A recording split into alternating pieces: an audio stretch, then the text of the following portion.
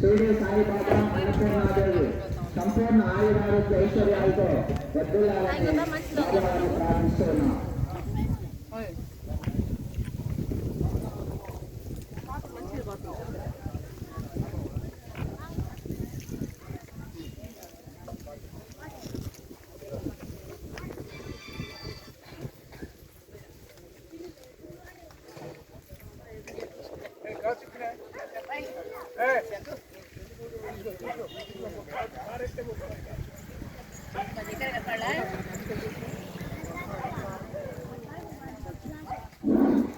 భక్తులకు మనమే ఓటేసిన ప్రతి వారు కూడా మీరు